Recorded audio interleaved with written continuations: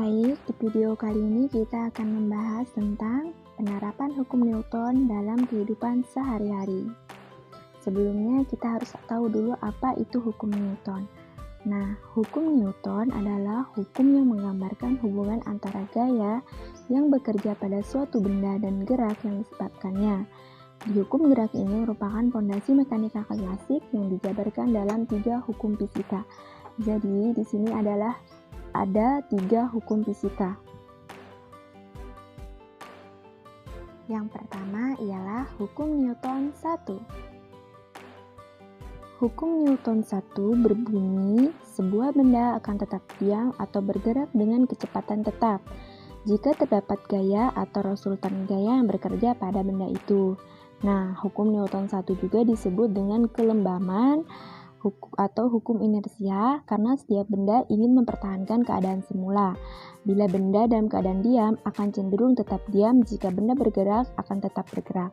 Nah, di sini juga ada contohnya ya. Jadi, penjelasan contoh tadi atau video tadi ialah jika kertas ditarik dengan cepat, maka benda yang di atas akan cenderung untuk tetap berdiam karena resultan gaya yang diberikan pada benda tersebut besarnya 0. Selanjutnya kita akan membahas hukum Newton 2.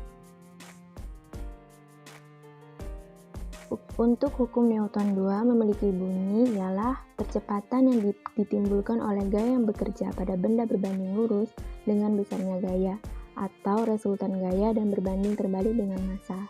Nah, secara matematis hukum Newton 2, bila pada sebuah benda bekerja gaya-gaya yang tidak seimbang, maka akan menyebabkan perubahan kecepatan gerak benda itu.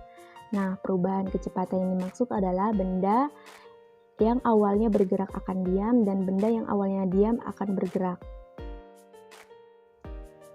Nah, di sini ada video atau contoh di mana penjelasan video itu ialah untuk menarik benda dan massanya yang lebih berat dibutuhkan gaya yang lebih besar dan sebaliknya untuk menarik benda dengan massa yang lebih ringan dibutuhkan gaya yang lebih kecil.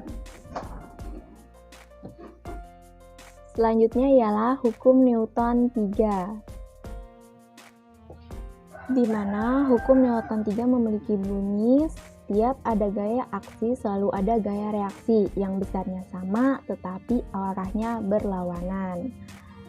Nah, di sini ada video yang saya cantumkan, meremas botol dan tutupnya meluncur.